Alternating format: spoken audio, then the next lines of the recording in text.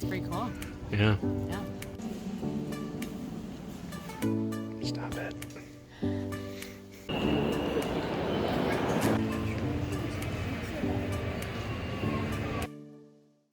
Hey guys, welcome back and welcome to Milan. So we just got here, it's about 8 in the morning. We took the night train with OBB through Austria from Munich. We left about 8 o'clock last night and we just got in. So now we have 24 hours and then we have to be to the airport again around 8 o'clock tomorrow morning. So 24 hours in Milan and we're going to see what we can see in that time. As we made our way to the hotel, we couldn't help but notice that this part of Milan was much more modern than what we expected. Between Milano Porta Garibaldi Station and the Milano Central Station sits this amazing little park and open area. The park is surrounded by all these modern and artsy office and apartment buildings. The early morning light and fall weather added to the ambiance of this place, and it was actually quite beautiful to walk through. So we got to our hotel and attempted to check in, and we didn't think we'd get a room. We were thinking we'd probably just drop off our luggage because it's so early. We got here at like 8:30, but our room was actually ready. So we came up here and we took some much needed showers. We just felt really grimy after that train ride. So yeah, we came up here, freshened up a little bit, and now we're going out on the town. It's about 9:30, so I think we'll have probably 10 hours of good kind of touristy time in Milan to see what we can see. So here we go. Given how well the city is connected by the metro, we decided to use public transportation to get to our first stop. On the way, we passed the Piccolo Theatre. Built in 1947, this theatre was actually one of the first public Italian repertory theatres to be established. Eventually, we made our way to the formidable walls of the Sforzesco Castle. This castle is located in the center of the city and is truly massive. Generally referred to simply as the Milan Castle, the building is made up of 4 impressive outer walls that are up to 7 meters thick and 6 towers.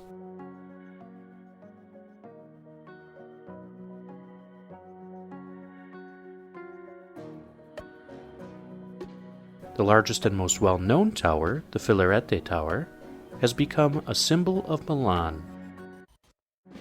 This tower is decorated with several mosaics and other details that make it very distinct from the other towers of the castle. 2 massive cylindrical towers meant for defense flank the Filarete Tower on the south wall, and 3 square-shaped towers can be found on the other side of the building.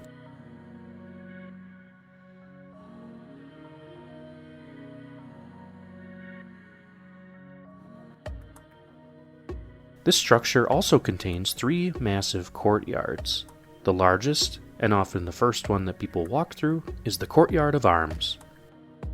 This courtyard was once used as a mustering ground and a place for locals to set up shop during the long days of summer. Now it's a huge open area, sometimes serving as an event center. On one side of the courtyard sits several ancient Roman artifacts that were recovered from the site several years earlier. While the castle was built in the 14th and 15th centuries, the area is actually much older.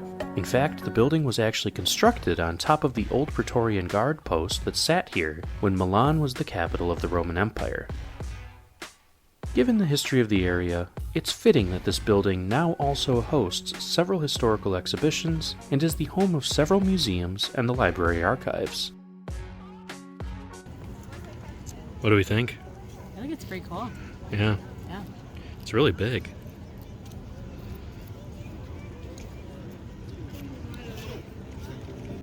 The 2 other courtyards in this castle are smaller in size, but no less impressive. The Ducal Courtyard is located on the northern part of the fortress. Surrounding this courtyard is the old residence that was kept by the royalty who lived here. There's also a small fountain and reflecting pool in the middle of the courtyard to add to the peacefulness of the area.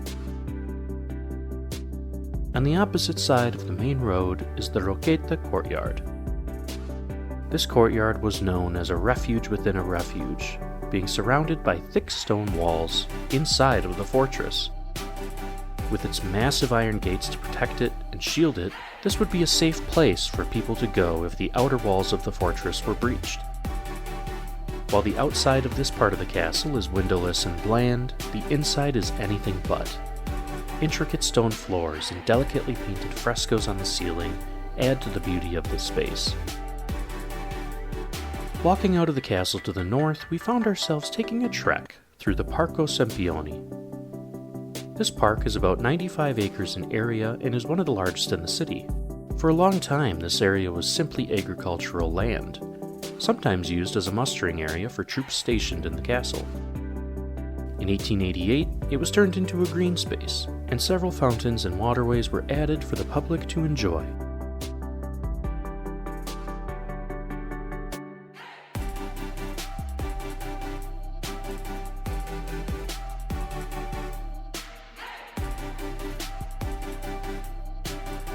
We did enjoy this park ourselves, for the most part.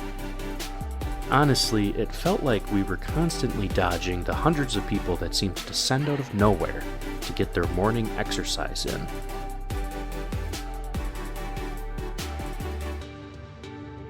This park now also contains several different displays and exhibits. It can be said that much of this art is modern, but Catherine had something different to call it. From the castle and the Parco Sempione, we walked further south towards another area of the city that we wanted to explore.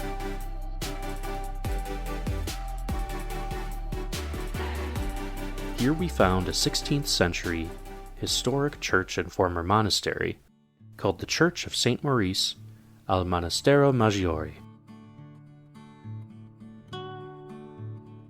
This building was consecrated in 1518 and is one of the most beautiful buildings that we've ever seen. The indoor space here is not all that large, but it is exceptionally decorated. The inner and dividing walls of the church are completely covered with enormous and extremely detailed frescoes dating all the way back to the 16th century.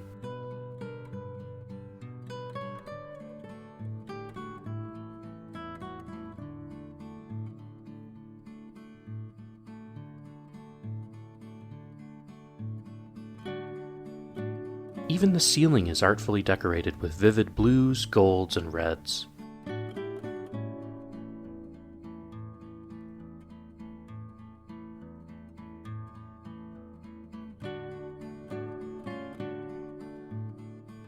We've seen so many churches during our travels, so we were not sure if this church was actually worth visiting. However, the church was exceptional and left us in awe.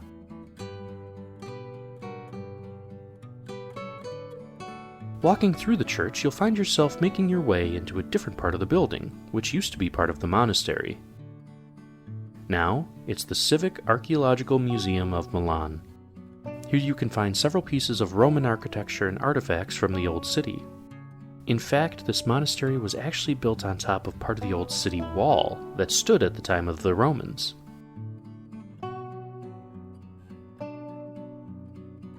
Entrance into the church is free, and of course they ask for donations, which we were happy to provide. The Civic Archeological Museum does have a cost of €14 to enter. However, if you can't make it to Milan, or you don't want to pay this admission, there are actually quite a few rooms on display with a 360-degree view on the museum's website. It's well worth it to check out. You can find it in the description down below. Speaking of ancient Roman ruins, it's not hard to just stumble upon them as you walk through the city. In fact, we happened to just be walking into an alley and found this huge open area that contained the remains of an imperial palace, dating all the way back to the 3rd or 4th century AD.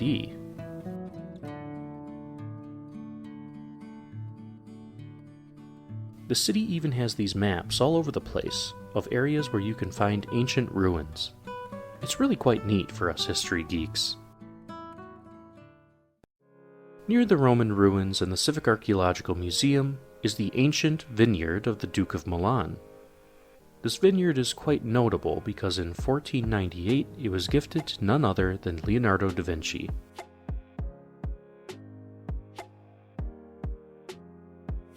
Now, of course, it's called the Leonardo da Vinci Vineyard. This vineyard has passed between several people before Da Vinci took it over.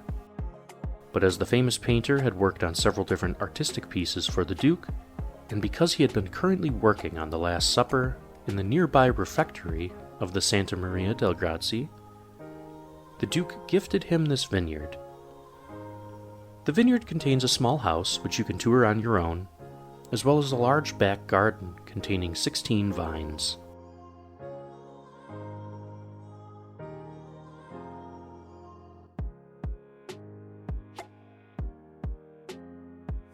The home is artfully decorated with several large rooms, paintings, and frescoes that give it an air of opulence.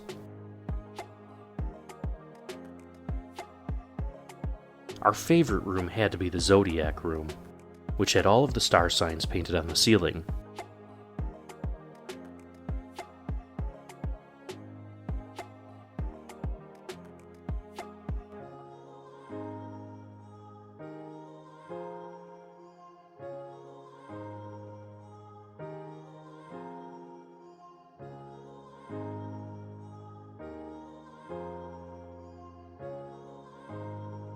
As she somehow always manages to do, Catherine also found a furry little friend to hang out with in one of the rooms of the museum.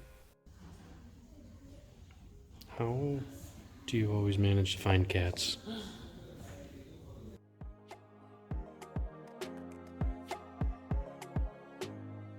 To be honest, while the vineyard is interesting and beautiful in its own right, we were not sure it was worth it to pay €10 for an unguided tour to see it. The space is quite small. Da Vinci also did not own the vineyard for very long, and given the history of these buildings, his impact on the vineyard was minuscule throughout its history. We suppose that because he walked into the building at one point, that was enough to turn it into a tourist attraction. So we just got done with Da Vinci's vineyard, and it was all right. Not sure it was worth paying for. It was just a couple rooms, and he really didn't even live there that long. So I don't know. You can make the decision for yourself whether you want to go or not. But we would have been fine not going. But now we're really looking forward to seeing The Last Supper by Da Vinci, which is here at the Santa Maria del Grazie. So we will be going in shortly. We got our tickets. We're excited to see this. Across the street from the vineyard is the Santa Maria del Grazie and the refectory where the Last Supper was painted. We will also be taking a tour of that, but you'll have to check that out in the next video. Speaking of next videos, be sure to hit that like button and subscribe so you can check out all of our travel videos. From there, we walk towards the center of the city, passing by several squares and courtyards on the way. We also passed by the Palazzo delle Regioni, an old administrative building that was built in the 13th century, located on this beautiful little square.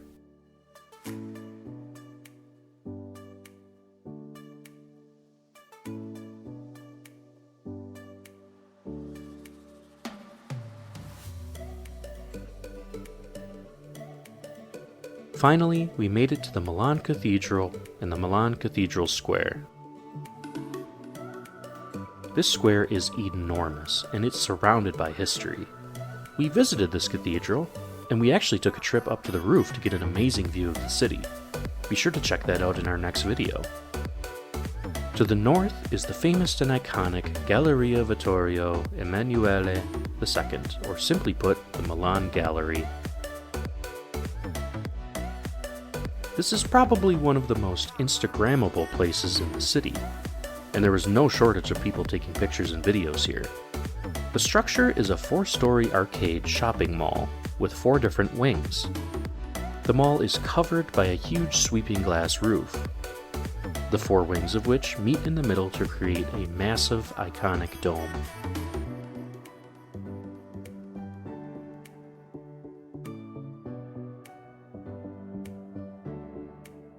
Walking through the mall is actually quite impressive, and it was cool to see this place that you so often see in travel videos and movies.